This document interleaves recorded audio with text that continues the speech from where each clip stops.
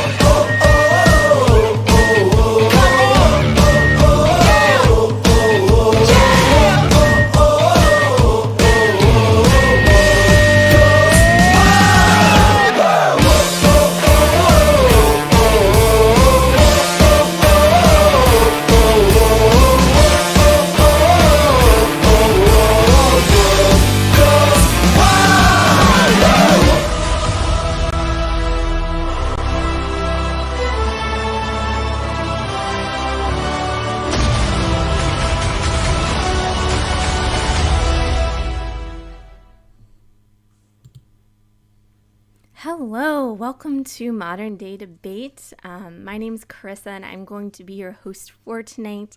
And today we are debating whether we as a country should have more or less democracy.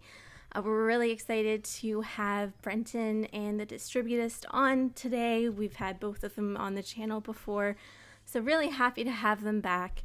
It's going to be a really fun debate tonight, so thank you all for joining. So we are a channel that hosts debate on science, religion, and politics.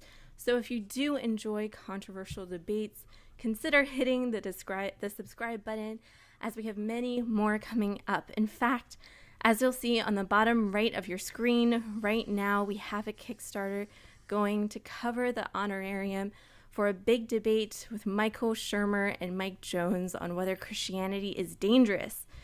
If you'd like that debate to happen, it's only $3 and will make this debate go live. The link to pledge that Kickstarter campaign is in the description box below, and you can sign in with your Facebook account if you don't want to make a Kickstarter account. It's a lot, but it's a new idea, so we're trying to help explain the Kickstarter stuff to people in detail. So with that all out of the way, we're going to go ahead and give Brenton and the Distributist a little bit of a chance to introduce themselves. Brenton, since you are going first, I'll start with you. Tell us a little bit about yourself, and also if you like either or both of our speakers tonight, their descriptions, their bios are also in the description box below, so be sure to check those out. Brenton, tell us what we can find at your link.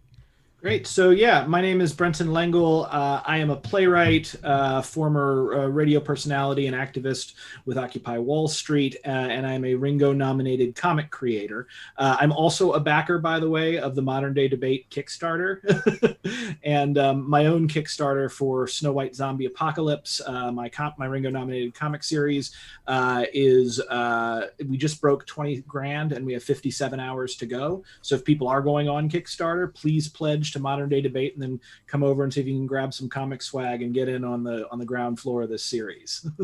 Wonderful. And Distributist, what can you tell the audience about your link?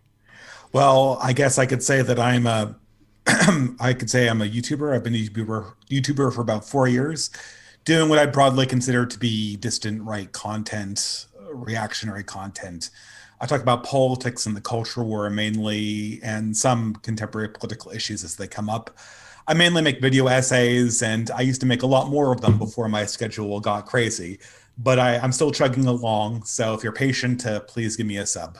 Wonderful. And actually, there is going to be one other little participant in tonight's debate. My son decided to forego his nap, so he might be joining us for a part of it. I'll just run and get him during the openings, and he will be muted, but you might see him. So, but that shouldn't interrupt anything.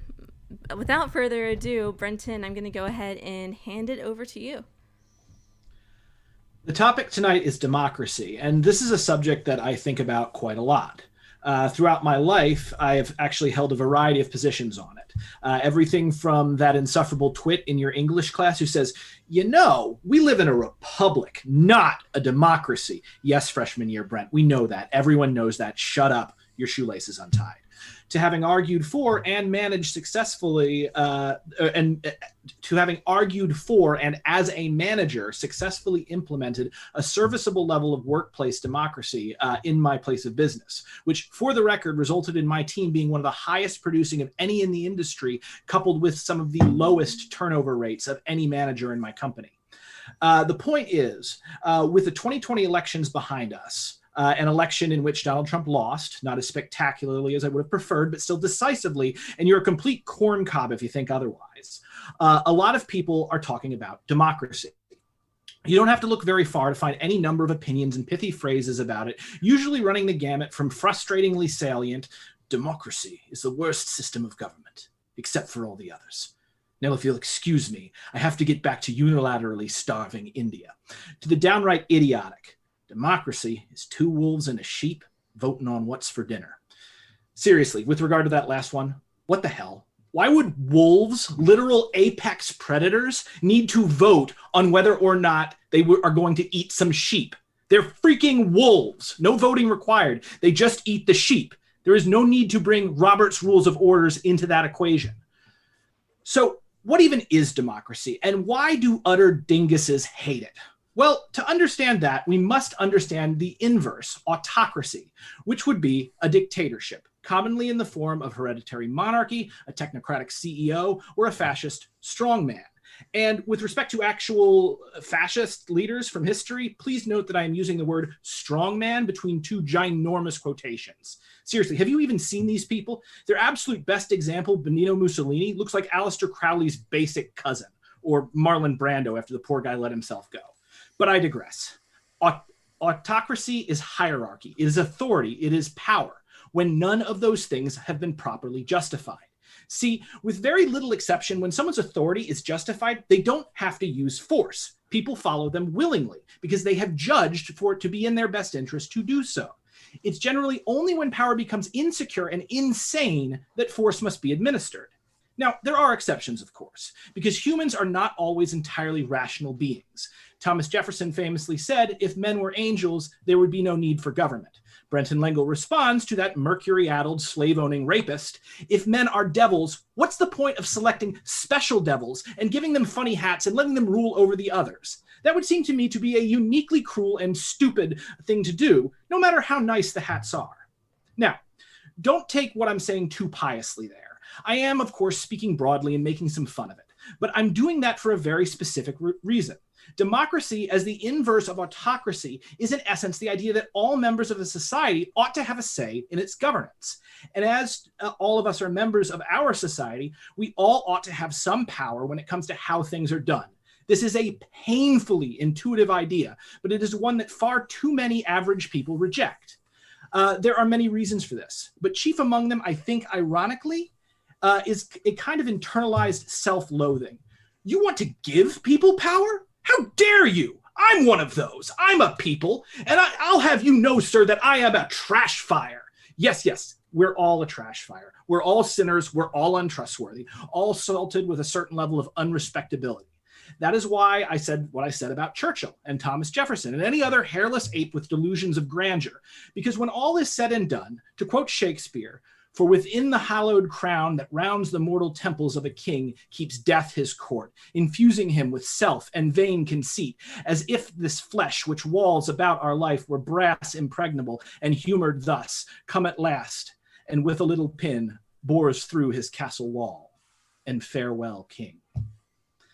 I am reminding you that these people who currently govern our world, and who did govern our world, are mortal, fallible, human. And every human has a dark side. Anyone who tells you otherwise is selling something. Evil is real, and fear of evil is most often why people reject democracy. They reject it as mob rule or as the worship of the mediocre. That fear drives them to think that someone else is genuinely better than others. And really, even if you believe that you are that someone else, that's just you hating yourself with extra steps. That's why Donald Trump ran for president in the first place. He hates himself. He hates himself because his father didn't love him. And so he makes a big show about how great he is and does everything in his power to fill that hole with food and sex and significance and power. That is what a lifetime of insane privilege bored inside him. That is why he cannot accept his defeat. You look at the Proud Boys rioting in the street. You look at the QAnoners drifting further and further into fantasy. You look at all the people who would make Donald Trump a king. Those are all perfect examples of the extra steps that come with hating yourself. To grant others power grants the possibility of error. To be able to act is to be able to do evil. Yet there is no alternative. Because that's what freedom is. It's choice. And as tempting as it is to go down the road where we attempt to eliminate choice, to give over control of our lives to another or to a system, which is really just another, as all systems are made of and administrated by people, to anything that we imagine to be so much greater than ourselves, we turn to a road of dictatorship by degrees. Inevitably, we put a crown on a devil. And then that devil does what it is that devils do. So when I argue for democracy, I'm not selling you some airy utopia. I'm not moralizing about how things ought to be. I am telling you, I am begging you to take a clear-eyed, hard-nosed look at reality and realize that despite our irreputable state, all of society nonetheless depends upon us trusting one another. To live with freedom requires faith, not in the abstract, but real faith that you actually put into practice. It means trusting your neighbor. It means trusting your countrymen. It means trusting strangers that you've never met, who may be in another city or another state or halfway around the world. And know that you are putting your faith in a process that has the backing of evolution. Synergy is what occurs in nature, from the root word synergos, meaning working together, as in cooperation giving rise to a whole that is greater than the sum of its parts. That is the polis. That is the human community. That is the reason we have survived on this planet for 250,000 years. And as messed up as it is and constantly seems to be, there is an ancient Taoist saying that people who mistrust themselves and one another are doomed. That can't be solved by a strong man. That can't be solved by weapons or technology or rules, because all of these things require human input to function. That can't be solved by rooting out corruption, because we are all corrupt. The way to solve this problem, to solve this paradox at the center of the human condition, is to trust ourselves, to govern our own communities, and to trust that when we make mistakes, our mistakes will be restrained and mitigated by others. And that when those others fail, we and our fellows will be there to pick them up and put them back in line. We are our brother's keeper, as well as our sisters and everyone in between. We currently live in the most advanced and sophisticated society in human history, and we desperately need to take the training wheels off society, lest it tear itself apart.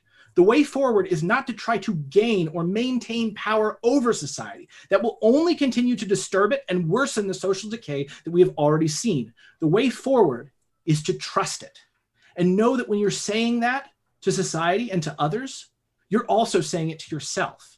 Because as I said, you're one of those. You're a society. And so you're saying, let's see what you're going to do to others and to yourself. You govern a great state as you would cook a small fish, which is to say carefully and as little as possible. The human species has been ready to fly for a long time. It's time to leave the nest. Thank you. Thank you so much, Brenton. Distributist, it is your turn. Okay, so 10 minutes? 10 minutes. All right, so thank you, Brenton, for your speech. I have to clarify. I'm kind of surprised that you're not debating against Donald Trump, and Donald Trump's not a monarch, and monarchy is not, in fact, a majority opinion among many Americans. As for most things in these sort of Oxford-style debates, we're kind of trapped by the resolution. Believe it or not, I'm not really anti-democracy in an absolute sense whatsoever. For me, it's a tool, as it was for many of the ancient thinkers. Some of them I think Brenton quoted. Oddly enough, these ancient thinkers from Aristotle to Shakespeare didn't have a uniformly positive view on democracy. Neither did the founding fathers who produced democracy. They thought it had a lot of disadvantages. And in the course of the 200 years or so since the founding, we seem to have forgotten a lot of these disadvantages and basically we've swallowed democracy's own propaganda back on itself, right? We've essentially internalized a lot of these problems, and we think democracy works in a way that it really doesn't.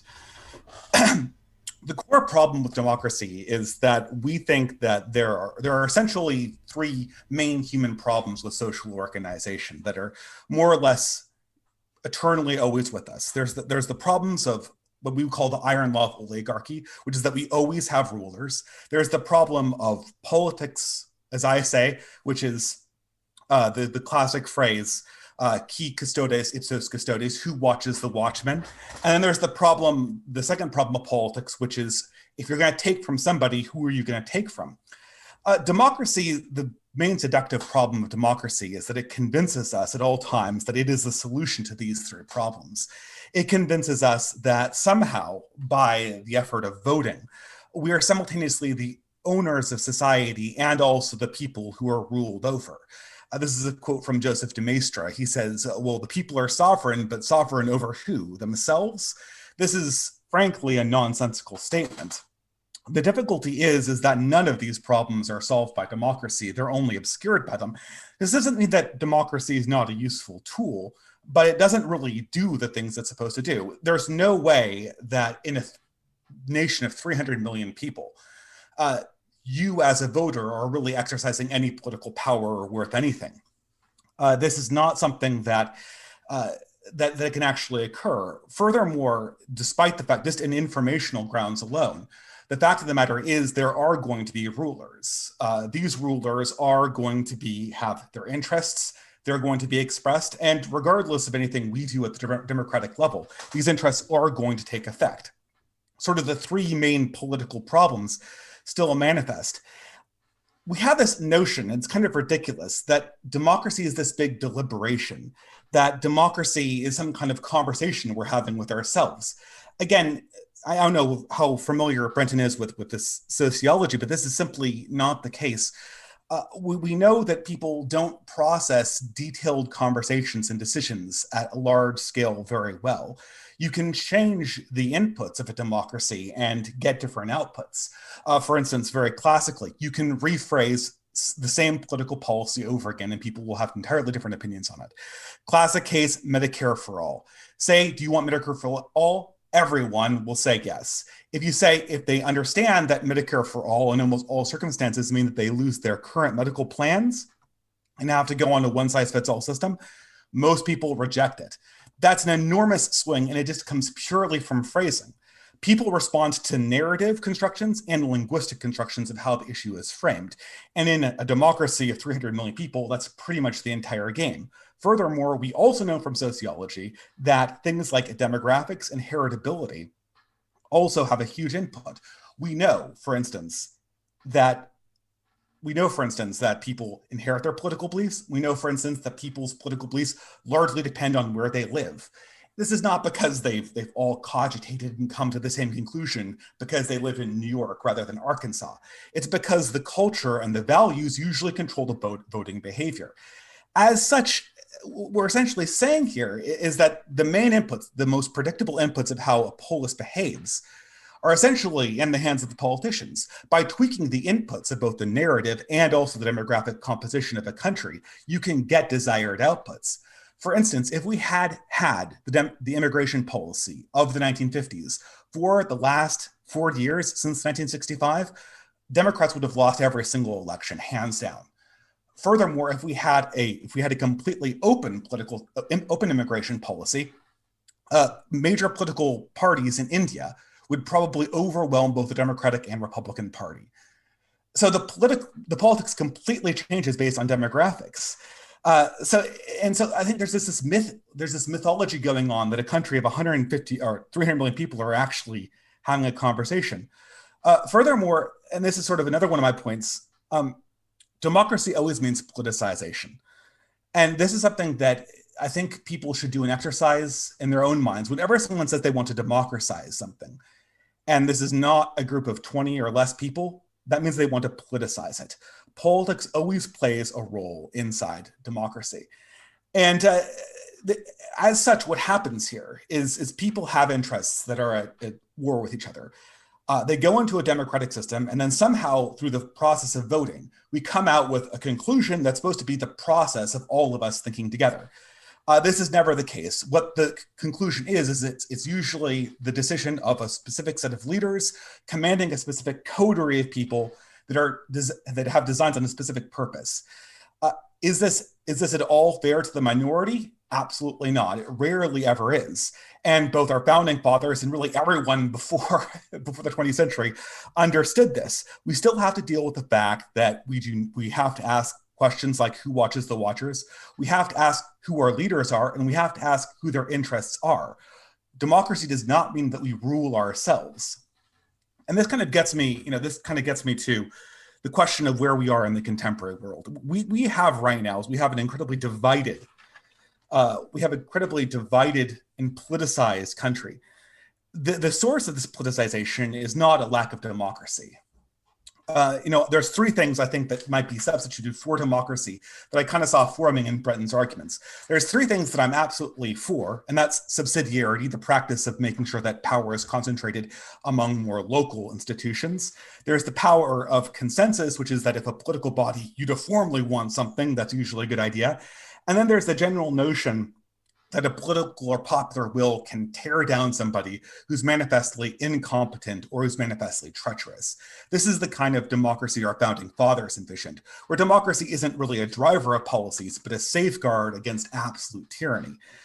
But once we step away from that, we realize that the problem of politicization and cultural divides over values, the act of voting doesn't solve any of these problems. All it does is encourage the people inside the division to create coalitions with each other that are entirely cynical, get to 60% of the population, and then brutally rule over the 40% that's left in the minority. And democracy will allow for that. Worse than that, and this is my real case here, the real problem with democracy is that it clouds what's actually going on. We are always ruled by oligarchs, regardless of whether they're democratically elected. We are always ruled by people that have their own interests at heart. And if those interests are far away from us and divorced in terms of culture, they are very, very, very not likely to have us as part of their affinity group. So those problems are maintained. But what is made worse by democracy is the fact that now those self-interested rulers can rule as if they were the population itself. They can rule in the name of the people. And this has been a classic tactic of democratic rulers. They essentially wield autocratic power. They essentially wield avaricious and sometimes tyrannical power. And then when we turn around and try to make them accountable to their own actions, they simply inform us that they're representatives of the people. They're representatives of your will itself. And so they can escape any kind of accountability for their actions. A king can't do that. A king is formally declared to be the ruler. He can't hide behind the people like democratic rulers do. I might close with this. Brenton said, when he came across the adage that the democracy is two wolves and a sheep voting on who to eat, he asked the question, well, why would the wolves vote with the sheep to eat it? The answer is simple. What if the wolves did not want to admit to the sheep that that's what's happening? That what's actually going on is a predatory relationship. And the democracy element simply clouds that. It hides it behind a veneer so that you can convince everyone that when you eat the sheep is in fact eating itself. Again, this doesn't solve the problem of democracy. Democracy is a tool, but it's a very poor tool. It's a tool that has had well understood flaws in it, going back for thousands of years. These have been understood and only recently forgotten.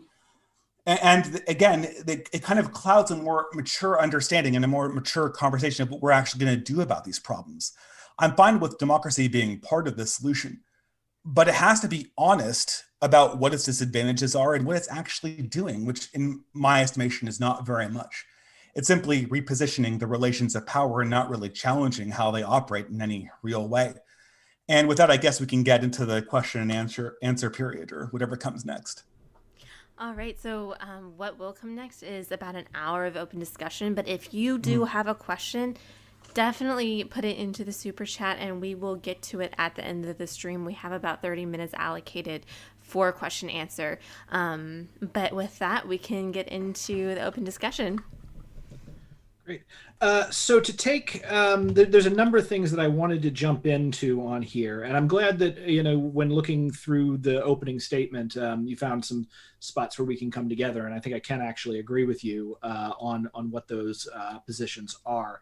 The one thing that I wanted to bring up, so the Iron Law of Oligarchy, and I figured you were going to bring this up. Yeah. The problem with the Iron Law of Oligarchy is it is true in a certain sense, in that nothing is perfect, and therefore there will be no such thing as a perfectly governless society. There will always be politics. There will always be leaders emerging. You can't avoid that. But also, that implies something very different, because then what we're talking about is matters of degrees. And also, I would say no. We're asking ourselves, how do we make a leader's interests align with the people he's ruling over, not the mechanism by which we give that leader power. And that's where I'd like to refocus it. As I would like to say, a squire who lives next to you, or a judge that's unelected who lives next to you, is going to be more accountable than a Democratic politician who you voted for, who lives thousands of miles away, and for whom you are just one vote in a sea of 300 million. I guarantee you that proximity and geography is going to matter more than that. I mean, I'm not going to disagree with you on that, but then we run into the problem that we do need to administrate a large society with, how many people do we have on the planet right now? 7 billion? Yeah, well, I guess I would ask you, though, if subsidiarity is the main way that we deal with tyranny, the democratic age of the 20th century has been one in which much of the subsidiarity of past ages has been destroyed, oftentimes destroyed in the name of democracy. So it's not that I don't think that it's... Can you define what you mean by subsidiarity there? I'm not... Subsidiarity is the principle in Catholic social justice that says that power should be located as close in terms of affinity groups and in terms of geography to the place where it's executed as humanly possible. Okay. So subsidiarity, and this is sort of the Chestertonian, G.K. Chesterton, who's part of my, he was a big democracy advocate, but for himself in orthodoxy, he says that the main core principle of democracy, he's using it in an opposite way you do. He says the main core position is that people should make their own decisions. And it's not really voting. Voting is just sort of symbolic of that. So subsidiarity, the problem is, I think Chesterton was wrong about this, is that subsidiarity does not seem to be related to democracy. Democracy does not, what we've seen in the 20th century, make subsidiarity more common. Sure.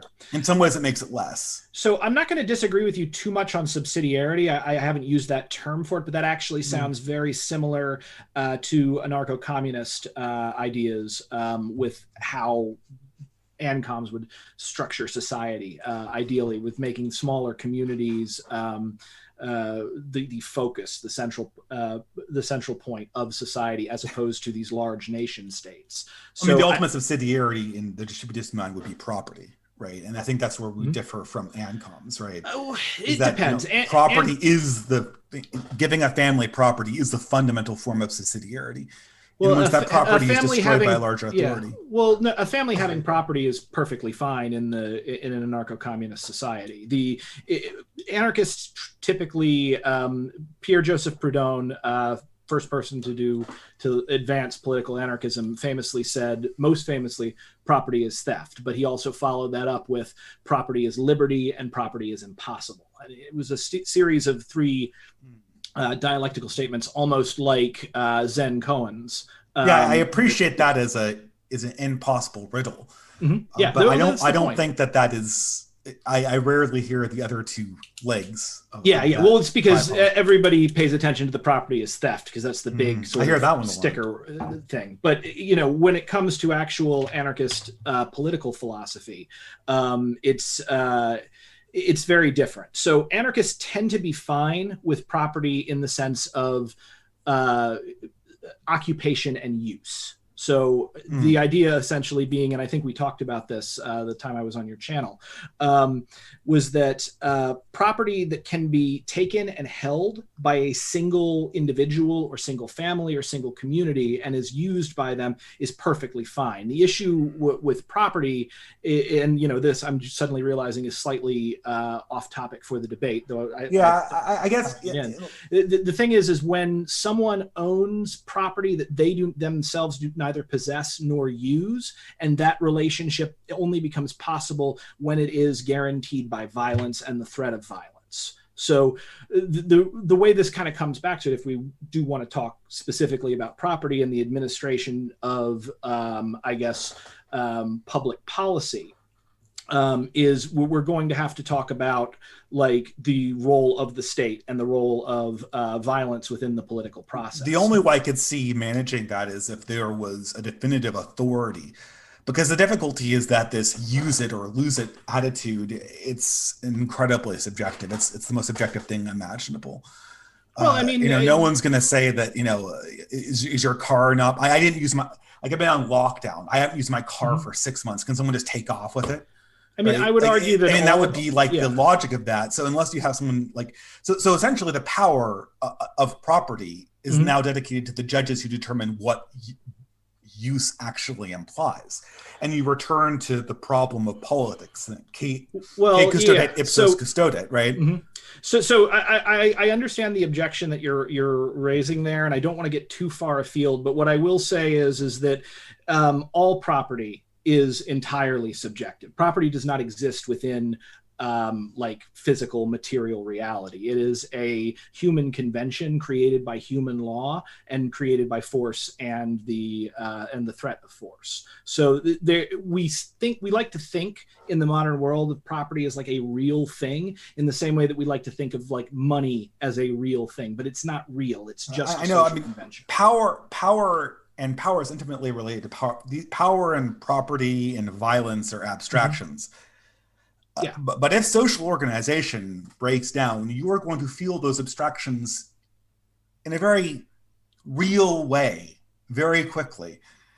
And so I think this is sort of a get out clause. I mean, I had family members who lived through World War II, and their notion of property was very real. It's what you have to sustain your life. Your life cannot be sustained without property and without your disposal. Well, yes, that would be property. The idea that this is an abstraction is, I feel this is sort of like, this cop out, like everything's a social construct, therefore we can just dismiss the problems that are obviously endemic. It's not so much that we can dismiss the problems, it's that you can't object to one form of property because it's subjective, while appealing to another form of property that is also equally subjective. No. But my objection was the idea that this could be maintained without a very powerful authority declaring and judging over what is use and what is not. If there was a system of judges or authoritarian aristocrats who went through the land pointing at objects and declaring it unused, that would work.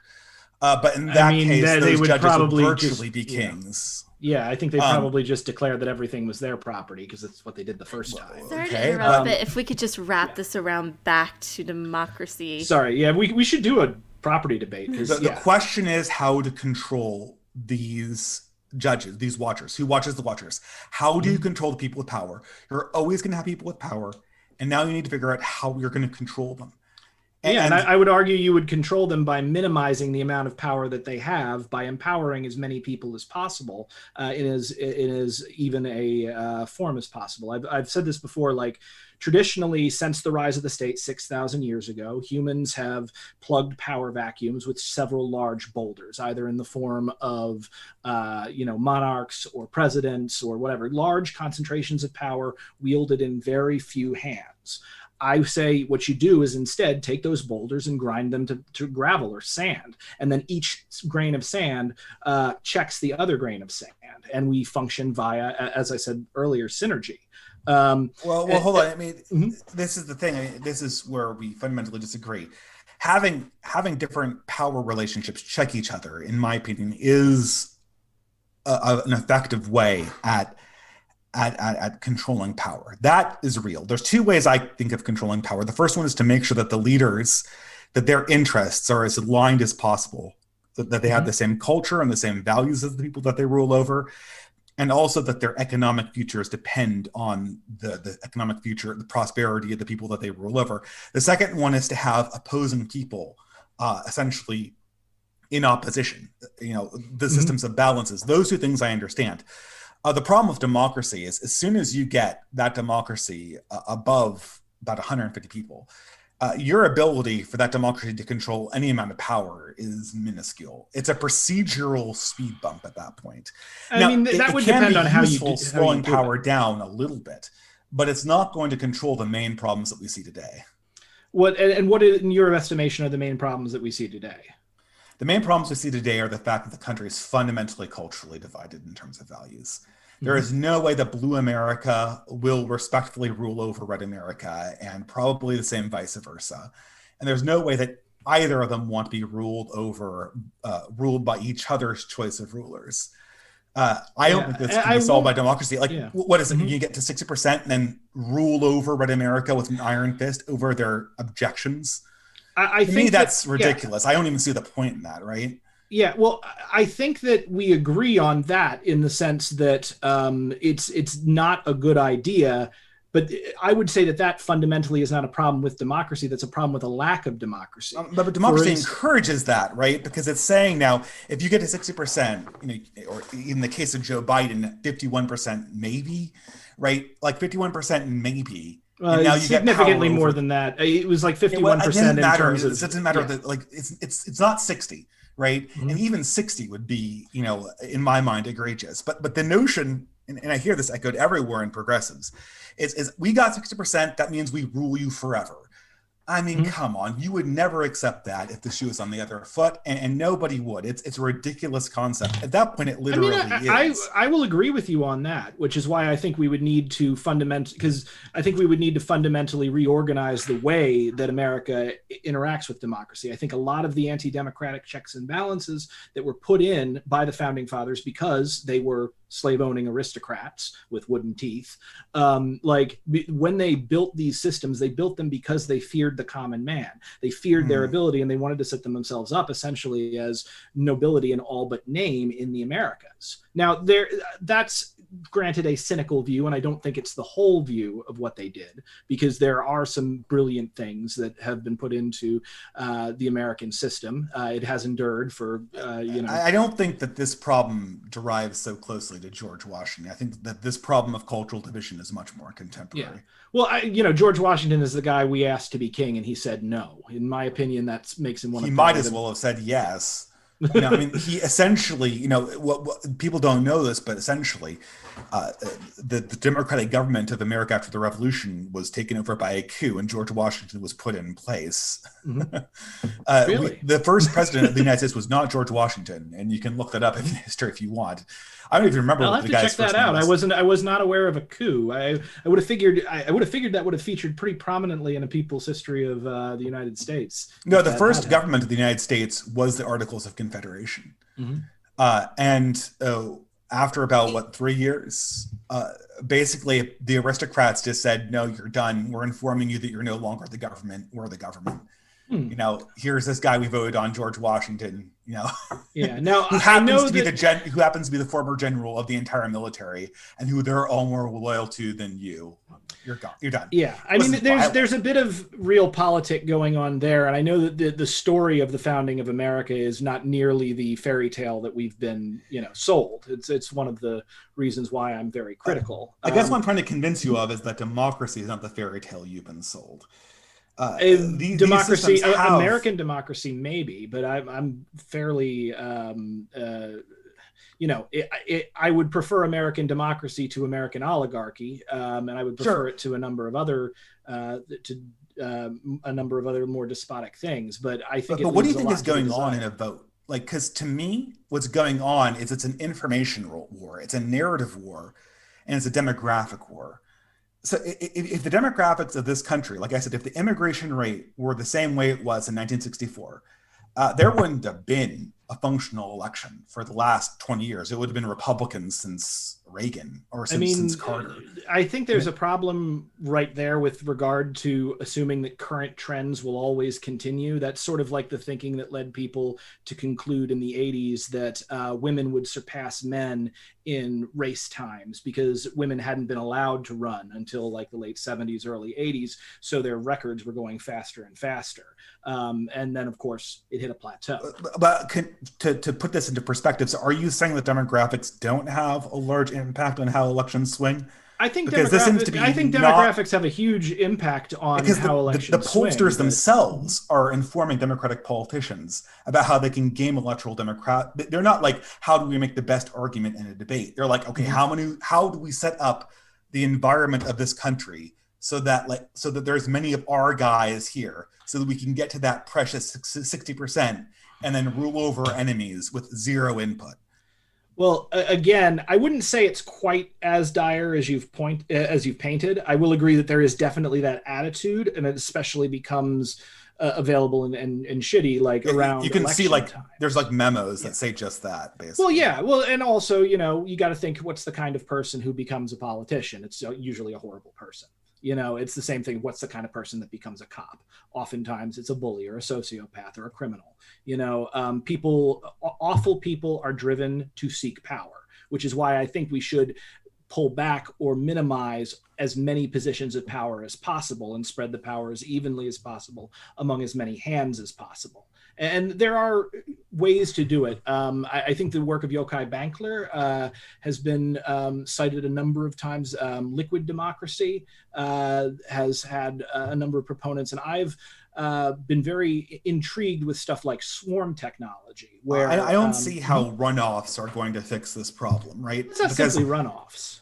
But yeah, I would agree. Liquid democracy, as Iceland explained, is this fancy way of saying we're going to have runoffs, and it doesn't fix the problem because most people, the Greeks imagined that democracy would be like some kind of debate. We'd all be sitting around thinking these issues over, and then somehow the wisdom of crowds and the laws of averages would come in and we get a good decision.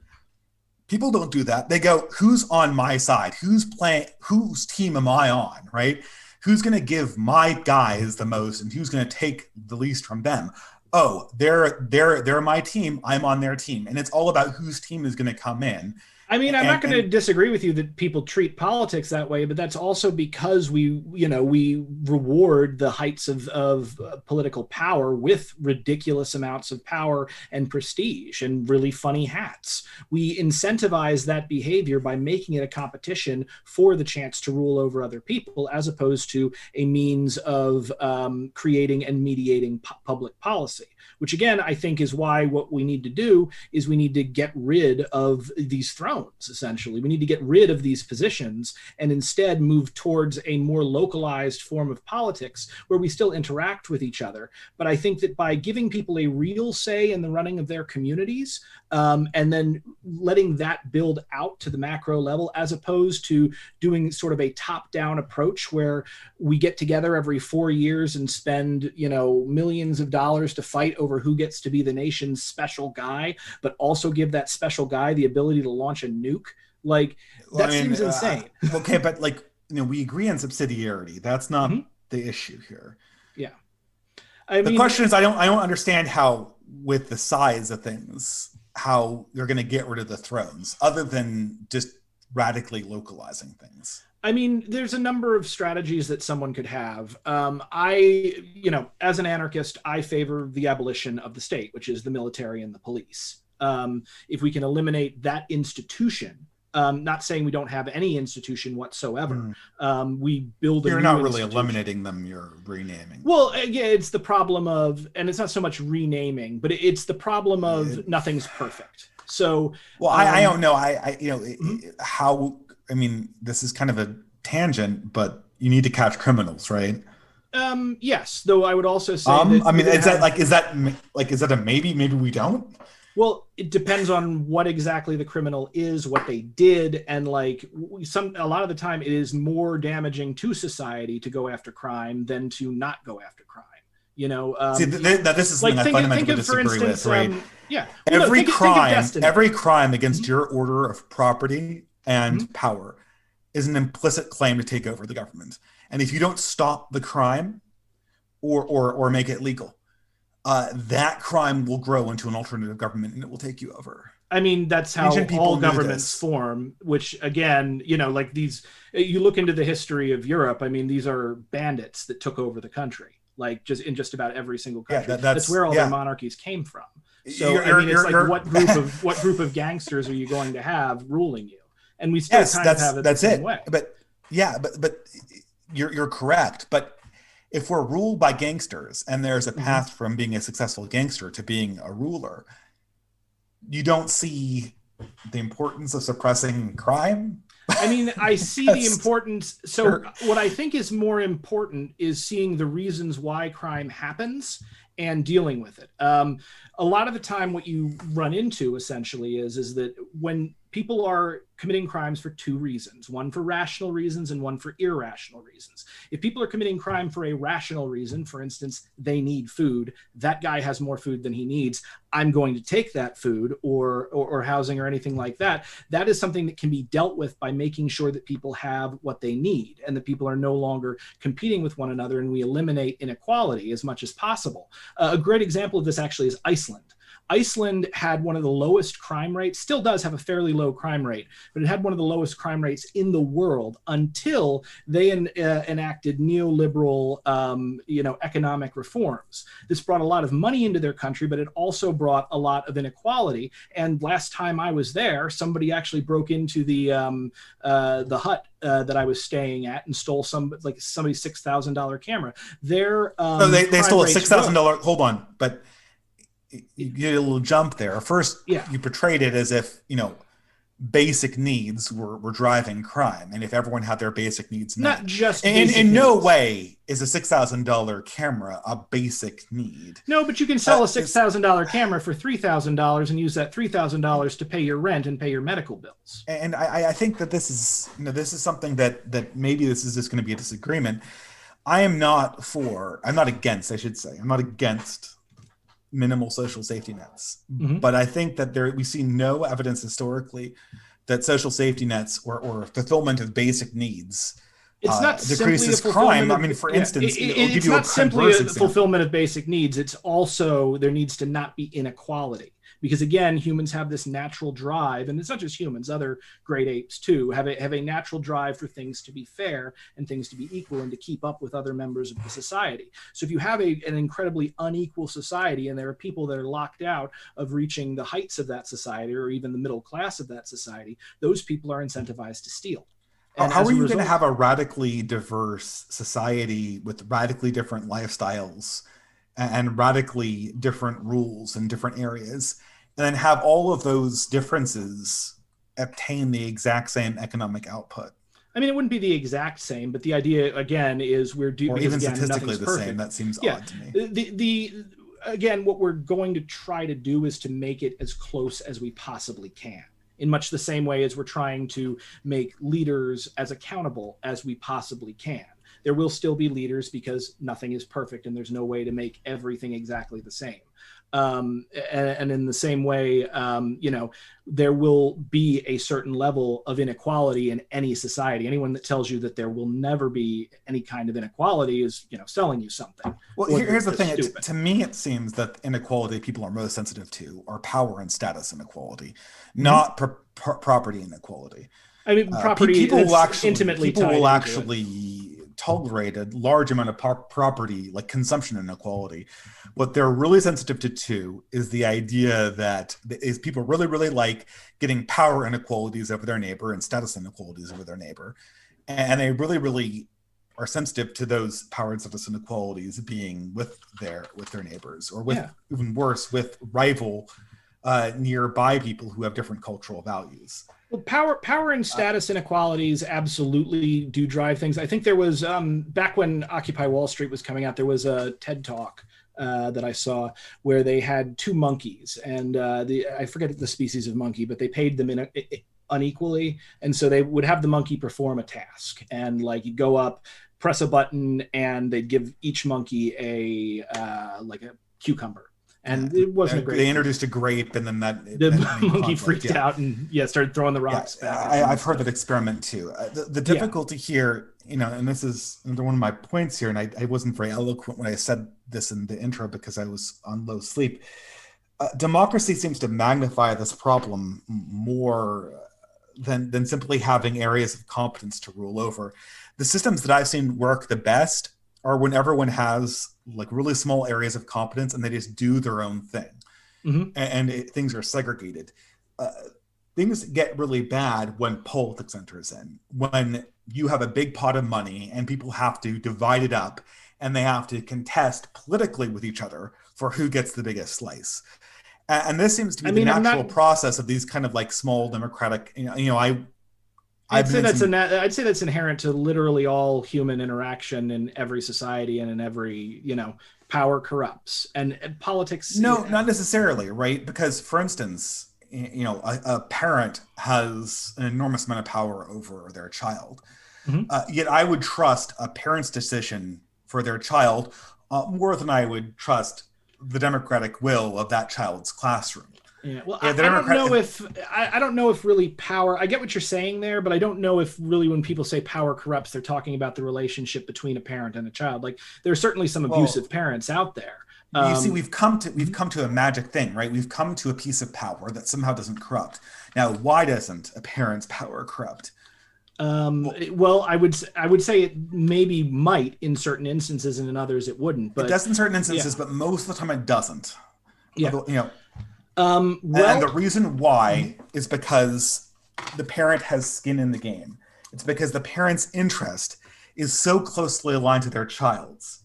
Yeah, and that is really what people should be. I will also instinct. Yeah, also pure instinct as well. Like you're a fairly new father, just like I am, and I'll tell you, my relationship with children like completely changed when my son was born. Like my biology and skin in the game are two things, right? So if we were trying to get leaders that had those qualities to them, biology and skin in the game probably would be a good rule of thumb for making sure communities were more cohesive, right?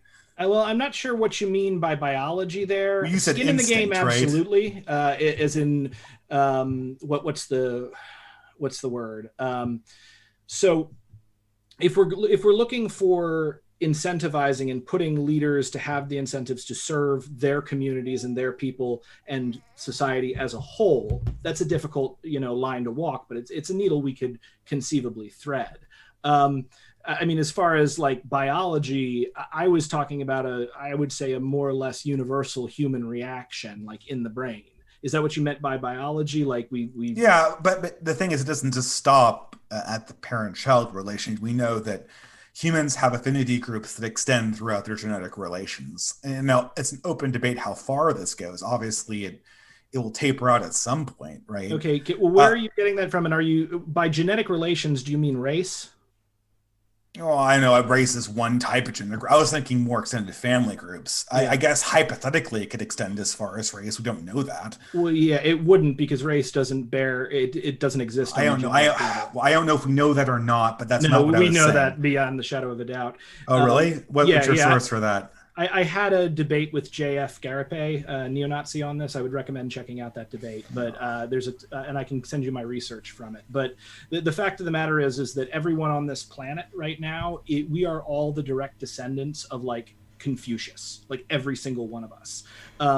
As we go back in lines, each person has two parents, and the further generation you go back, the more overlap there is. Go back 20 generations, you've got over 1 million. That itself, ancestors. I mean, that is very nice, but that does not directly bear on the open question that I have no opinion on, and maybe JF does. But if we could just that's not a debate. I have no opinion on that. That does not answer the question. Yeah, the thing is here is that we have. The thing is here is we've established some patterns in how humans keep their leaders aligned. And to me, these patterns don't really have anything to do with democracy. I mean, it's fine if you want to use democracy, but the last thing you want to do is have a bunch of people go into a room and have a big debate democratically over how to split up a bunch of money. If you ever do that, or if you're ever in a situation where that's done, and I have been in a situation where that's done, it is absolute chaos. Well, yeah, but I don't see how that would be solved by autocracy or any other form of government that we might have. It's Because there's no debate. Say what? Because there's no debate. Well, that's only but that's only if you want the one person whose job it is to do it, who has the right. This is a little bit personal, but I'm going to go here anyway, right? So in when my family a long time ago had property that was passed down, and one piece of property went directly to one of the four cousins, right? Mm-hmm. Another piece of property was divided up equally. It was one property was divided up equally, with each person having a separate share. That divided custody of the property, the one that got sold off and went direct, and one that went directly to one person, no one ever thought about that again. That was fine. That was just the way things were. The one that was divided up equally almost tore the family apart on several occasions. Mm-hmm. And I think this is a very common human reality. If you give people a big political disagreement over how wealth is divided up, and they win by forming political coalitions against each other, they will form political coalitions against each other, and they will invent all sorts of lies about each other to screw each other over. Sure, but that happens in literally every society and in literally every form of government. That's not something that is specific. No, this is not true. If there is a ruler who just goes like, you get this, you get that, and that's the end of the conversation. And you can have that, but then again, you've got a huge problem there in that you have only one person making that decision, and maybe that is a problem. Yeah. Absolutely no lie there. That's the problem, right? But it's a different problem, and these two problems have to be held. This is, and I'm getting this from Aristotle and also the founding fathers. These two problems have to be held in tandem with each other. Democracy, you're not going to replace a king by dividing property up by a vote and have that result in anything other than massive civil war. I mean, the fact of the matter is that the monarchies across Europe fell as a direct result of civil war anyway. So again, I don't see how that's a problem. There may or may not be a civil war, that people may or may not come into conflict, but that's not a problem that again is a problem that is endemic to the human condition. And you would have to show that like democracies cause more civil wars than monarchies would. And that's simply not the case. Well, I know that this is something that probably I might be curious if the 20th century, the century of democracy, wasn't more violent than the 18th century, or the 17th century. Probably not per capita. 18th century. In particular, like the early 20th century, we've got World War I, World War II, we've got the atomic bomb, but also we have an exploding population and exploding technology. If you want to look at like one of the most peaceful periods in Europe, it was probably after the fall of the Roman Empire, because it was simply just it was too difficult to raise large armies to go and fight each other. I think you probably mean 1080 to 1380 or 1480, something like that. Yeah, probably not right after the Roman Empire, because that was incredibly violent. Yeah, not immediately after the fall, but okay, give it a few years from there. And here's a good thing, because what characterized 1000 to 1400? You had small communities, almost all of which were authoritarian, but the rulers lived very, very close to their subjects. They were very, very closely culturally related. They had a common set of religious norms to guide the decision-making process. And it was very, very clear who owned the power and who had the responsibility for that power. I mean, I would say that's all the things on my list, and it was accomplished without democracy, right? Yeah, I don't doubt that it was accomplished without democracy, because again, this was early feudalism. But also, I don't think that's the reason for the relative peace. As I stated before, the reason was that the Roman dinar was worthless. You could no longer pay large armies to field and feed them, and they just weren't able to go and make war on each other like they had previously during the Roman Empire. So, what I would say is, let's go down this route. You have society that is functioning a little bit better because the rulers are more connected to their people. I definitely think that is something that we need to look at. But also, and that's the heart of the red versus blue conflict that's tearing our country apart right now. Mm-hmm. I would agree. I would say that our red America ruling does class not on want to be both ruled sides by blue is America, and you wouldn't want to either. if they got 53% or however much Joe Biden got, you would not be saying that they have the right to at that level either. I mean, I lived in New York City for 10 years and it's solidly blue state. I had no problems. I don't even know what point you're making. Aren't you on the left? I'm kind of my own thing. I tend to agree a little bit more with the left than the right these days, but it's also like, have you seen the right? You've got Trump. Well, I'm on the QAnon. right, so yeah, I know, but like, mm-hmm. I guess I'm saying is the fundamental problem is not factual, and this is the lies that our leaders tell us. They tell us that the fundamental problem is informational and factual because they want to be able to control what is a fact and what is information. They want to justify their rulership over the information apparatuses of society. Yeah, so they're going to say that the problem. They're going to say that the problem is false facts. That's not the problem. The problem is different values. It's different values, not different facts. It's different values in the Jonathan Haidt sense, in the sense of core moral axioms, not in terms of, I think that this is happening versus I think that's happening. I don't know. See, I'm going to slightly disagree with you on that. I think the problem is sectarianism, and you're totally right. People are breaking up into their, tribal groups and their identities, and it's all about my team. There was a debate, an informal debate I did on Dylan Burns' channel, and there was a Proud Boy on there who was saying basically like crowing about that one woman getting on the Supreme Court and how what he wanted to see was, me, my politics. He wanted to see everything reflected that he had in the society. It was a frankly very disgusting and vapid way of approaching politics, and one of the things that I'm not so sure I even know who that is, to be quite honest. He's just a streamer. It's not a big thing. Okay, cool. The point is that what politics is what we do so we don't have to fight, and there. Yes. Yeah. And, there are times that it goes. And in fact, that was one of the things that somebody had said, essentially, which was politics is war in this. And I was like, no, war is politics continued by other means. Both are true. Yeah. So in a certain sense. But my point being is that what we need to be doing when we have this massive population is we need to find the best way to make sure that people feel represented, that they feel that they are being listened to, that they have some control over their life, and that they have some skin in the game. And one of the big things that was really effective for me as a manager, and this was again on a small level, was when I gave people in my office control over the work they were doing, control over their workspace, when I let them have a small part of skin in the game of what we were doing. And when we did that, they excelled. Again, because they felt free, because they were freer than they would have been in other situations. Yeah, I think let's say you're a manager and you've got like 6 groups, right? Yeah. By democracy, do you mean we're going to let each of these 6 groups, have more autonomy and then give them stock options?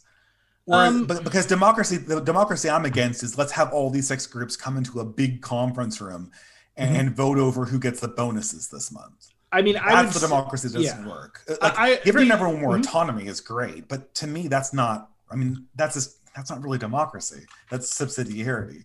I mean, we can call it whatever we want. I would say, autonomy in the sense of like what I would say is that groups should have, obviously, as much control over matters that directly affect them. And politics really shouldn't come into play until, of course, you've got a conflict. And we have to mediate that kind of conflict. And there's a lot of ways that we can do that level of mediation. But again, I think that what we need to do is we need to build our democratic system from the bottom up, not the top down. I also think it's a very bad idea to drop like a huge amount of praise and power on our leaders. I think that being a leader should be like being, the head of your city's sanitation department. You go, you do your thing, you wear a suit, you don't get much more money than anybody else, and you're not a big, important person. You are just an administrator. Now, obviously, part of that we can't control because a lot of power happens when you get into a leadership position. That's the problem. Humans do that, but we can mitigate it, which is the danger of allowing them to be just administrators is the fact that they get to wield power without being recognized as wielders of power. For instance, hold on, give me this example. For instance, do you know how much power is wielded by international banks that are ostensibly part of governments and are essentially making decisions for us? I mean, I was with Occupy Wall Street, so yes, I know. Yeah, if you talk to these guys, they justify their power by saying that they're stewards of the government. They're experts that are being put in place over these institutions. And they're just doing a job. They're just like the local sanitation guy, just doing a job. And that's bullshit. And they're essentially our kings. They're essentially making decisions. And I include NGOs in addition to bankers in this.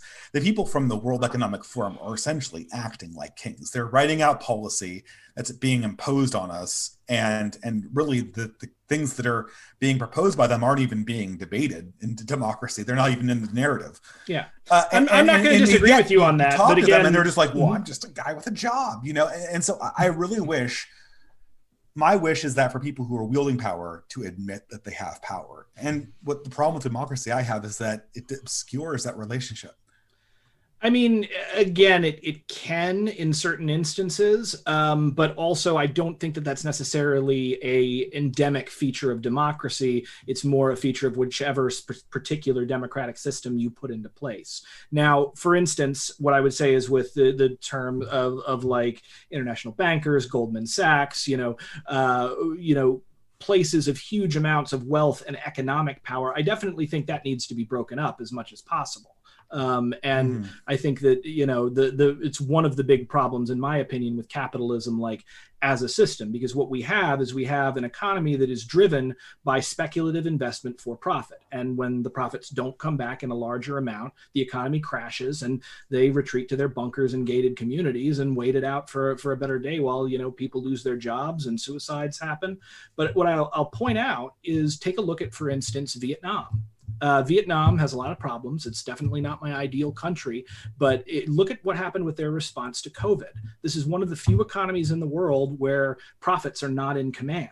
And as a result, they were able to respond to COVID in a sane way with a fraction of our resources.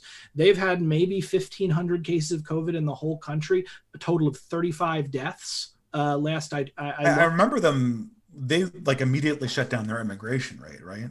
Well, they shut down the country. I don't know about immigration necessarily because people can still come. And they had a closed immigration policy to begin with. Yeah. And I remember them basically just shutting it, right? I mean, again, I think it was more about travel than immigration necessarily. I have a good friend who lives in Vietnam. I don't see how you immigrate without travel, but yeah, but let me ask you something, because you have had this immigration issue come up, and it's something that I take a lot of issue with because, quite frankly, I'm from a family of immigrants. It's everyone, right? Yeah. Well, it's the American thing. My great grandmother, I think she had my grandmother in a field in Eastern Europe. And my father, not my grandfather, was born in a farm in Eastern Europe. Oh, okay, great. So I was with the Carpathian Mountains. I'm part of a very new set of immigrants. Mm-hmm. Okay. The pertinent immigration point to this set of the debate is it's very obvious to me the immigration rights are being used to essentially gain democracy. Where and how? Because if you bring more immigrants in, immigrants have predictable voting patterns.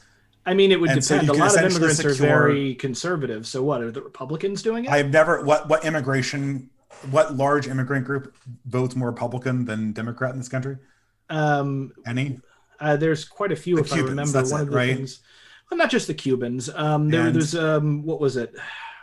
I'm trying to remember. There was a group of. You're having a hard time recalling it because it's so rare. No, it's just I didn't prepare for this because I didn't know we were going to be having a debate on immigration. Yeah, what I will say is, I'm sorry, if we can just put it back to actual democracy, and honestly, if we could wrap it up so we can get to the questions, Brenton, if you kind of wanted to make your closing point in the Distributist, you can kind of end it off since Brenton started. Sure. So what I would say is this, and I'll sort of try to tie this into the whole issue of immigration. I don't see any logical reason to stop the free movement of peaceful people. And I would say if people want to come here and be a part of our society, by all means, let them. I don't have a problem with that. Could this be used by politicians to swing the vote? Absolutely. But also that's another reason why we need to reform our economic system. We've seen, essentially like they did that with the Irish in New York. They did. This has been Game of Thrones. I mean, I don't know why this is under contestment. We can see this happening historically in the 19th century. I mean, the issue is not so much that it doesn't, that what you're describing. Right?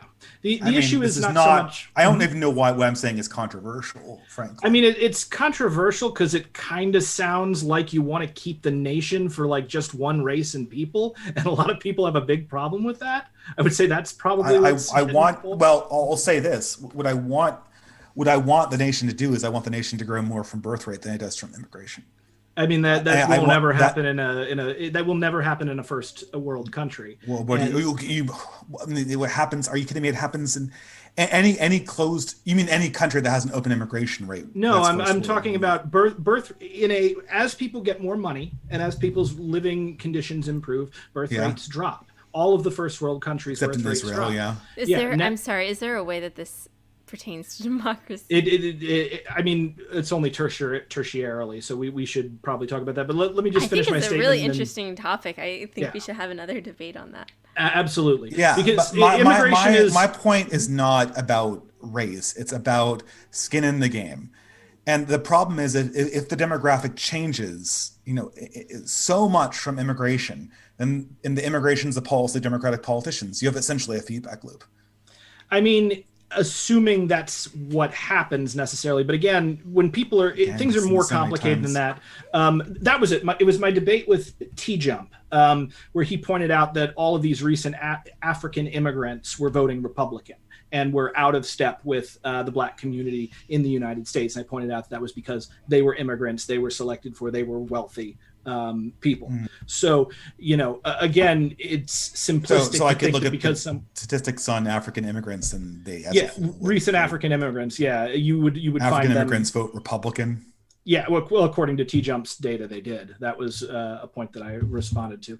But anyway, my point being, and it was from I'll look into country. that. Yeah, but my point being is that even if we do this, I mean, again, whatever a society does, that's the consequence of people within that society like having actual power. And you don't have skin in the game if you don't have actual power. And having a minority rule over you specifically removes skin from the game. So I think what we really need to see is again, the heights of power that isolate leaders and put them out of the reach of the people and literally damage their brains. I mean, there's plenty of studies showing that power actually has the same effect on the brain as like a traumatic brain injury. If we get rid of these huge heights of power, we bring politics more down to the local level and we grow our politics from the ground up, we're going to live in a more happy, peaceful, and prosperous society than we otherwise would. And until we find a better way of managing all of these different people's voices and needs and desires than democracy, I think that, we need to go with democracy. And if we want to heal the rift in this country, what we need to do is stop making our politics about ruling over someone else. Well, it seems like everything here hinges on localization, not democracy.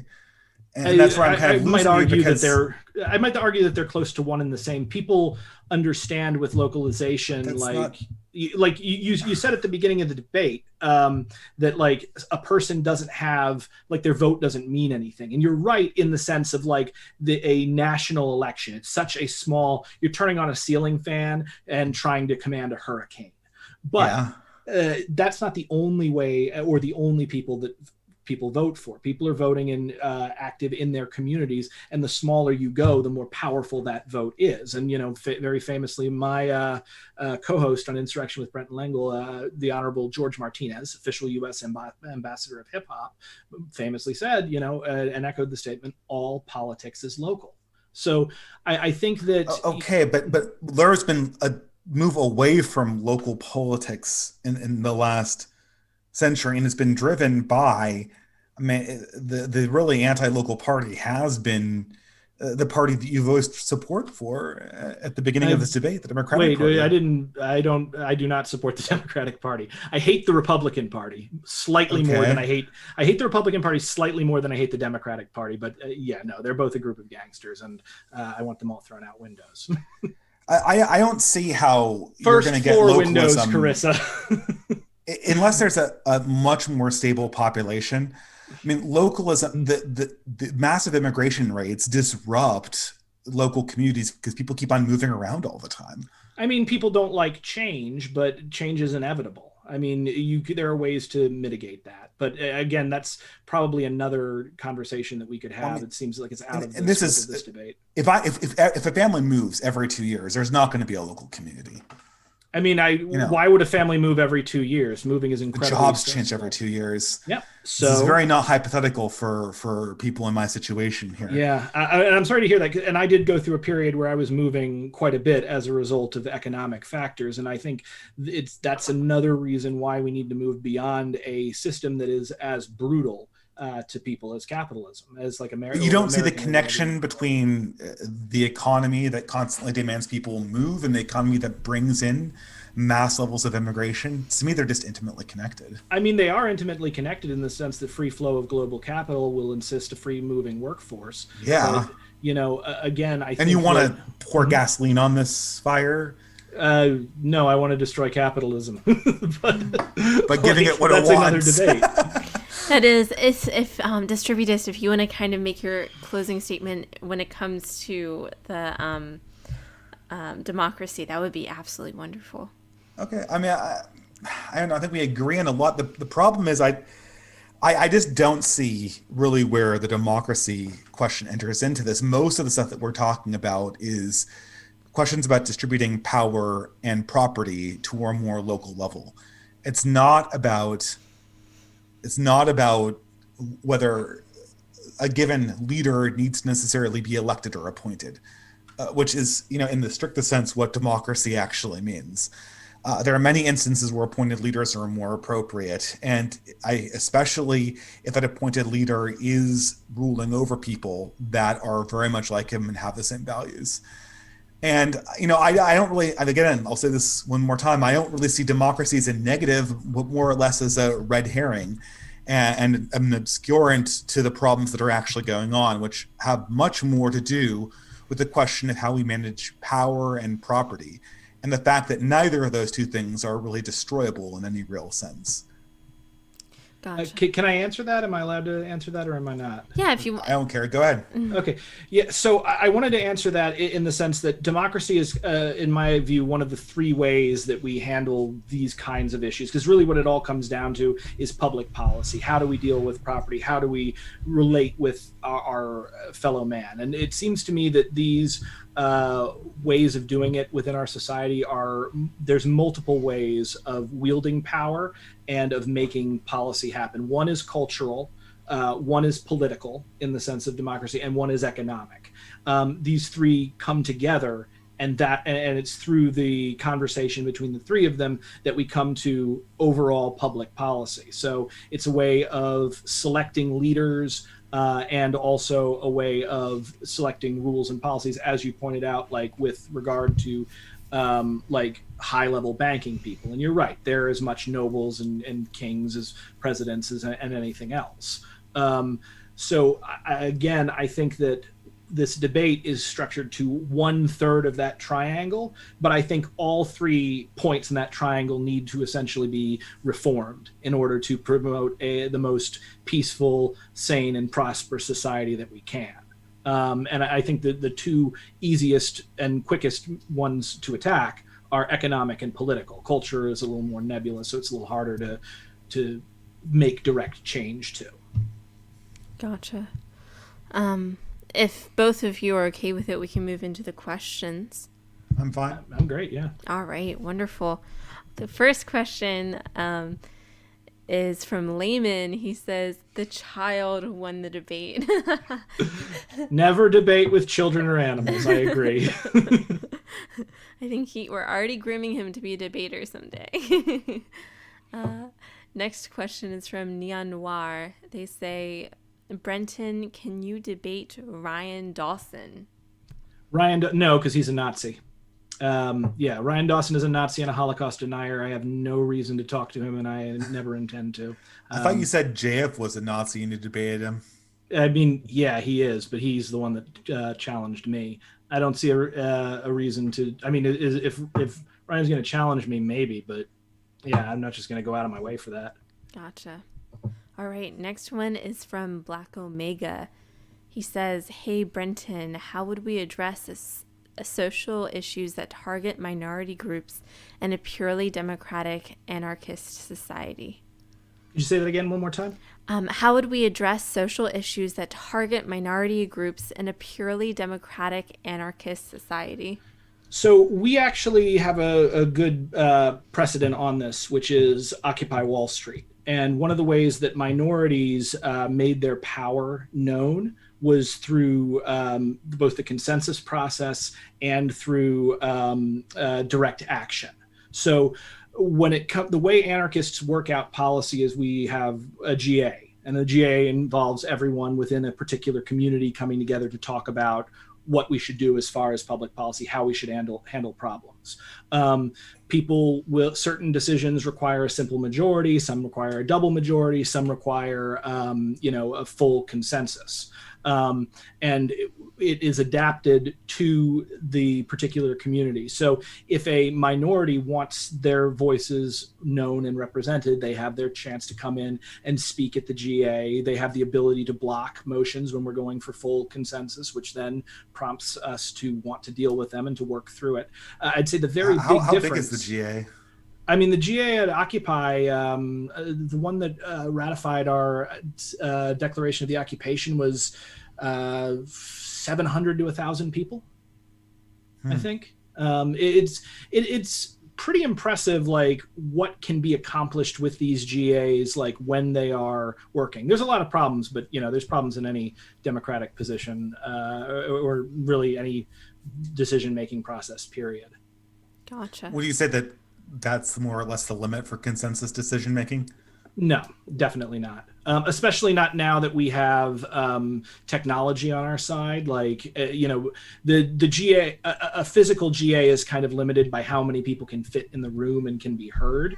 But like now that we've got the internet, now that we've got swarm technology, and there's a number of other really interesting technological things that we can use, the ability of a General Assembly actually extends far beyond meat space, which is cool.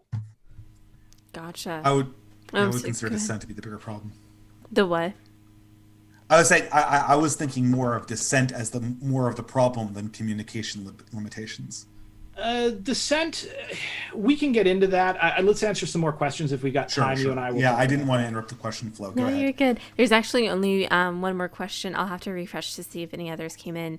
The next one is Con the Stoner Lynn, and they say, "It seems to me the problem is democracy is the will of the people, not fact of the matter." I'm sorry, let me restart. "It seems to me the problem is democracy is a will of the people, not fact of the matter. And it seems the academic community is an excellent example of fact-based consensus working well. What are your thoughts?"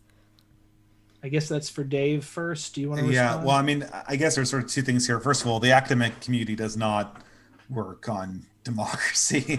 I know this. So someone who spent many years in the academy, the consensus is driven by an established set of evidence in the case of hard sciences.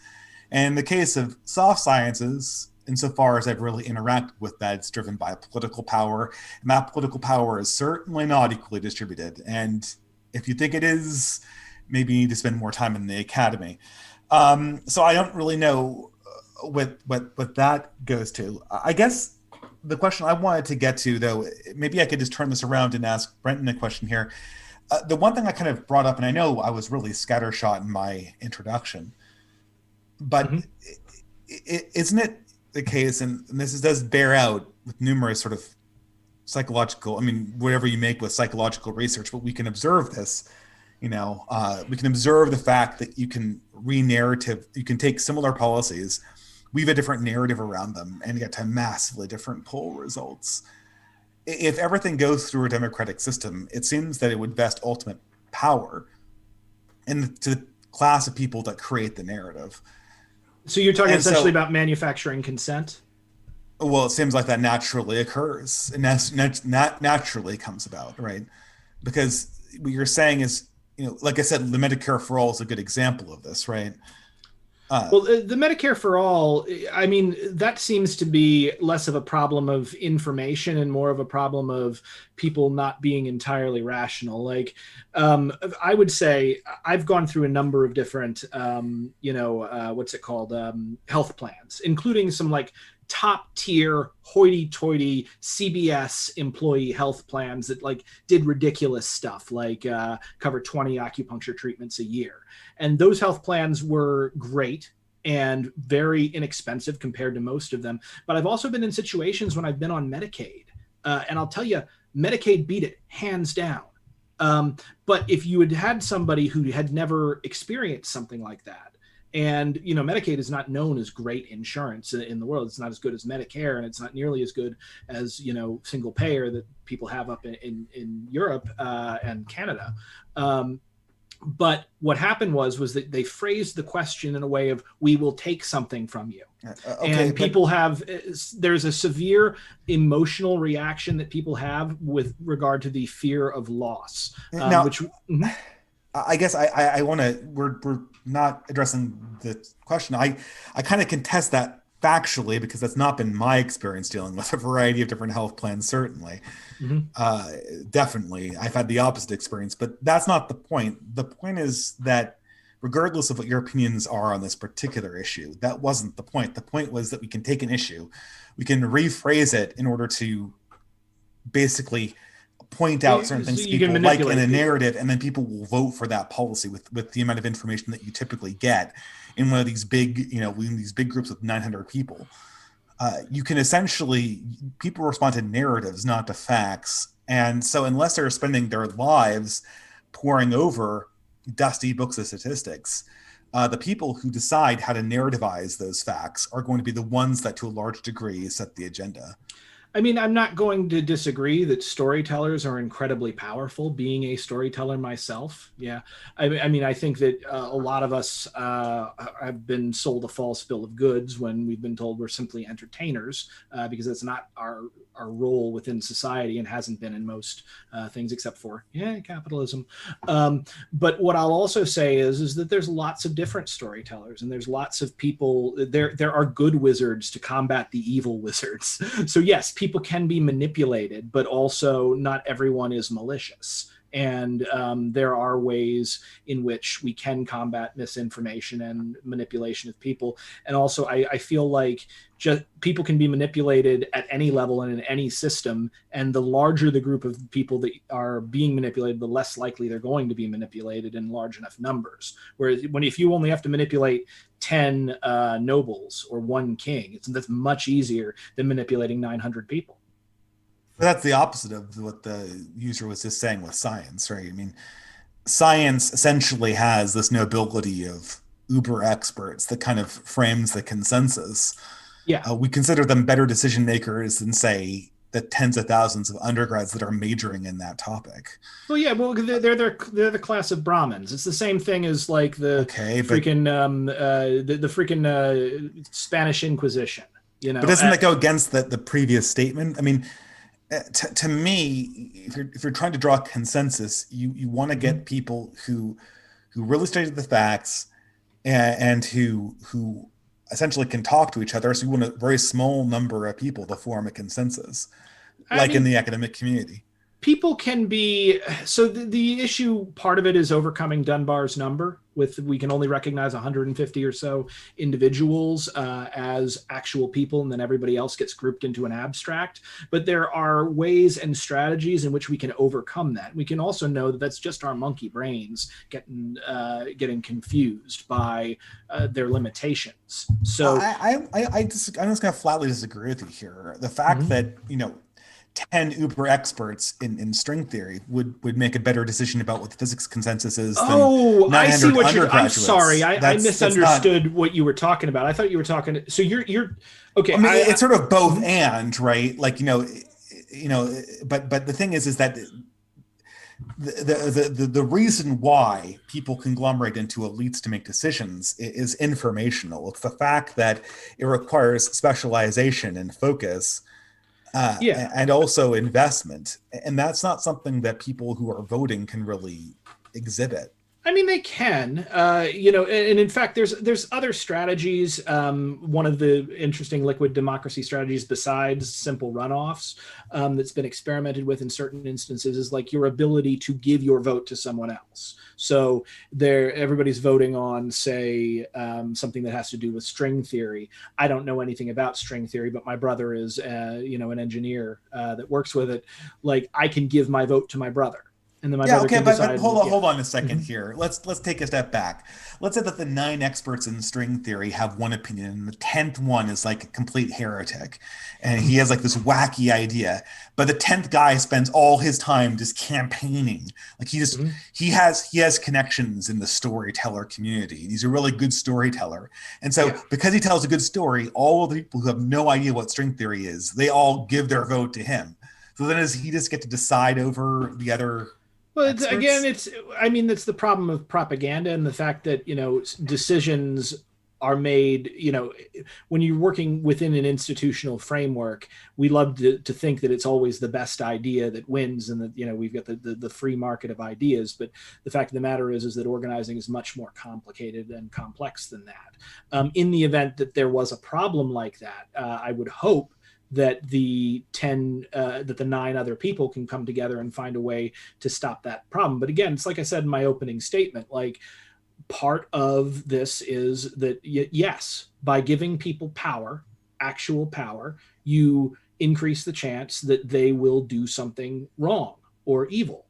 But there's no other alternative, because it's more likely that once you've concentrated power in fewer and fewer hands, those people will do something wrong or evil. And those people who have the power in fewer and fewer hands tend to do more damage in the long run. A great example would be the Soviet scientist Lysenko. A lot of people talk about like the famines in China and Russia as if they were caused by the collectivization. They were not directly caused by the collectivization. There was this one scientist, Lysenko, who had anti-Darwinist views and believed really weird stuff like plants are comrades, so you can plant plants of the same species close together and they'll just work together, and one plant will choose to die to help the other plant. And it wound up, he basically promised this huge crop yield. And that's because Marxist material analysis rejected Darwinism at an early stage of communism. Mm-hmm. Yeah, because it emphasized competition. Yeah, but exactly. I guess he was saying things that were convenient to those in power, and they held him up and gave him a bunch of power. In much the same way, Steven Pinker says things that are convenient to those in power, and he gets raised up. But the thing is that what wound up happening was that the Soviets then his theories failed. The Soviets lied about it. The Chinese believed those lies. The Chinese you have the famine with regard to the Great Leap Forward. It was because of an information problem. And there were issues with like the Soviet state's structure didn't let enough in. But the point being is that the problems that you're citing are worse when power is concentrated as opposed to when power is diffused. We're not arguing over whether power is concentrated over whether power is diffused. We're arguing over what keeps leaders accountable. And that's where I kind of, I think that leaders need to be kept accountable on the basis of the principles that I talked about previously. The fact that the leaders have to have a common set of morals and a common set of cultural norms, and they also have to have the interests of the other people at heart, right? I mean, that's all well and good, but people aren't static. Like people change. When someone has a certain set of morals and then gets raised to another position in society, their morals will change with that because they'll have new information. Much the same way that if I got put in prison, I would change and my morals would change as a result of being surrounded by prisoners. Well, Like if morals humans, can change on the circumstances, then good luck holding anyone to account to a moral standard. well, My answer to that, right? If you're like, oh, well, my morals change now. I mean, you know, in order to even have an understanding of accountability, we have to acknowledge some constant moral framework for recognizing bad behavior, bad actions, and bad ends for the collective. If we don't have that, you don't have political unity. I would inherently disagree with that in the sense that what we've got here is a fallacious appeal to consequence. Man makes morals, morals don't make man. Existence precedes essence. Now, that said, that doesn't I literally don't see how that logically follows. What, that people are... What I'm saying, if you don't have a moral basis for judging leaders, good or bad, you're not going to have a political unity. I mean, people have a moral basis. It's just not a set or objective moral basis. It's going to change with society. Like, I think we're talking about different things here. We might be. Can I put a question to Brenton? Perhaps if there's no more questions from the chat. Yeah, I read it myself. Go for it. So this was sort of something that occurred to me. So presumably Joe Biden's going to be president, right? Yeah. So there are areas of this country where like virtually nobody voted for Joe Biden. Mm-hmm. Now, if Joe Biden were king and one of these areas wanted to not be ruled by him, I think that would be, most people, including anarchists, would be very understanding of attempts to secede or to separate powers from that body. Sure. However, those same people, because Joe Biden is president now, and even in this Republican town where no one voted for Joe Biden, all of a sudden now the fact that there was an election and no one in this area voted for him, now this can be used as a means to justify Joe Biden's ruling over this area where he functionally has no moral support among the people who live there. How is that not just, to me, that just seems like imperialism with more steps involved. I'd rather have it just called, I'd rather have it just be called imperialism at that stage. I mean, what I would say is, first off, I'm not a fan of even having a president. I don't think it's an office that needs to be filled. I think we'd do fine if we eliminated the office entirely, or like we could elect a special guy every few years. Just don't give him any real power. But that said, I think there's a couple of issues here because, again, Donald Trump was elected and I lived in New York and almost no one in New York voted for Donald Trump or supported Donald Trump. And, we were pretty pissed about that, but also it was just 4 years we had to put up with it. Now, if Donald Trump had been dictator for life, you have a much higher chance that people are going to risk insurrection against that leader than if the leader's going to simply be in for 4 to 8 years. But your problem with Donald Trump was not the person Donald Trump. The problem you had with Donald Trump was that he was the right American candidate. My problem. Let me finish this. Mark my words. The left was like, it's just Bush. It's not Republicans generally. Believe me, in the next 4 years, your guys are going to be complaining about how the next red state candidate is the real Hitler this time. I'm sure there are people who are going to do that. I'm just not one of them. Trump was Hitler in 2016. Every 4 years we get this, and it's so consistent. Yeah. But the thing is, you can imagine scenarios where Blue America could be permanently demographically overwhelmed, and there might not be any end to red American rule. I mean, which is how a lot of communities, say in blue states, literally have to function. What I would say is, I think that, first off, I think it's more likely, especially if we don't get rid of something like the Electoral College, that red America is going to be completely overwhelmed. They came fairly close to losing Texas in this. Like they didn't, they still kept it. If Texas goes and nothing else changes, mathematically, it will be impossible to elect a Republican president. Okay, so what you have is you have a sizable regional cultural minority that does not want to be ruled by you. Mm-hmm. Yeah. I mean, and how does democracy fix this, I guess? I mean, the idea would be with democracy, again, are you asking me to describe the process in a liberal democracy, or are you asking me to describe like an ideal anarchist democratic process? Well, I don't know. I mean, I guess my problem is that I'm not so sure liberal democracy has a solution for this. If Joe Biden were king, basically, or if Blue America was king, Red America would be recognized at that state as a vassal property. And as such, although the power relationship might be more stark, at least it would be more obvious and more easy to keep in account. My great fear is that Blue America is going to rule Red America and then use the mo democracy argument to essentially hide the fact that they're basically making pernicious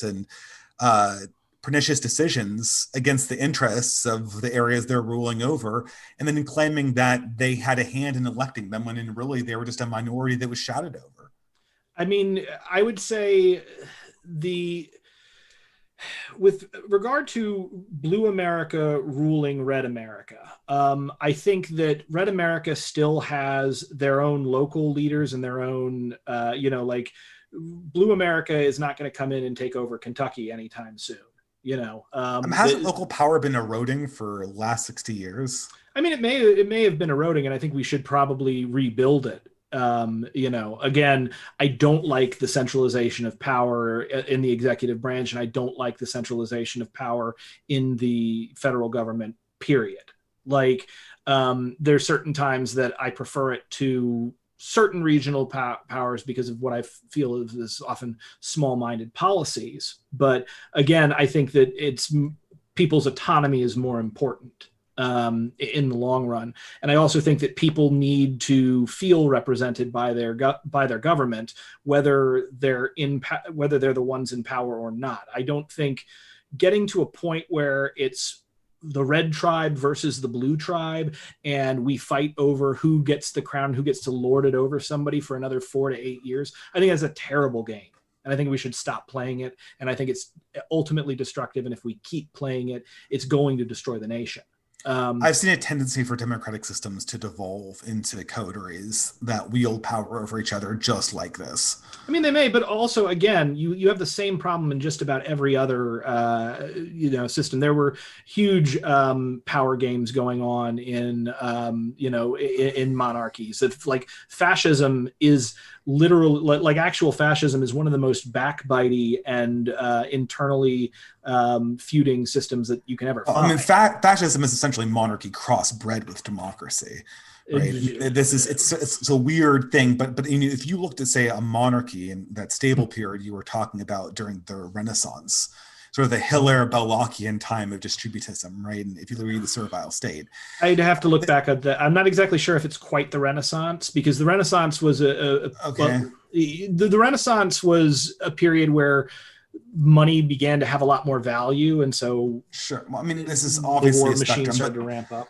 The point is that the kings would fight, but the people on the ground would never feel this. There would be subterfuge and politics at court, but no one would be like disowning their grandmother because she voted for the wrong king. No, but people might be beheading their wife, like freaking out. I think that would be really strange, actually.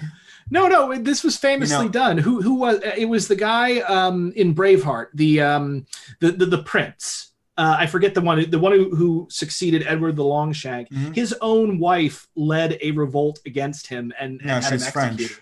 Yeah. So, like, I mean, he was a king, though, right? Yeah. And there's a lot of brutal politics. I mean, freaking Oliver Cromwell. But that's not a reality. That what I'm saying here is that political reality that was consigned to this particularly small set of aristocrats has, in the democratic age, been extended to the population as a whole. And I want to sort of trot this out to you, Brenton. Mm-hmm. There was an enormous number of conflicts across Eastern Europe in the all throughout its history. But the only time where it turned ethnic cleansing was in the era where people were expected to have political allegiances that they voted on or supported. I think the issue there is nationalism. In Eastern Europe, the Ottomans would take the territory, and then the Serbs would, then the Austro-Hungarians would, so on and so forth, back and forth, right? Yeah. But it wasn't until Tito went, oh wait, the Germans were all politically in support of Hitler or something like that, that the ethnic cleansings really became an important feature of that reality. Well, that's because the ethnic lines didn't exist before that. I mean, we like really to think disagree with you there. No, it's again, flat it's a fact. Now there were peoples, and there were nations. The ethnic lines existed, but they weren't political. We can say the fact of the matter is that modern nationalism is what you blame for ethnic cleansing, because they're using these things as organizing principles underneath the society. And again, this would be another reason to check out my debate with JF, because I go into the specifics of this and how these things are created as political realities that then escalate into violence. But it's sort of beyond the debate, the scope of this. I mean, like Napoleonic nationalism, sure.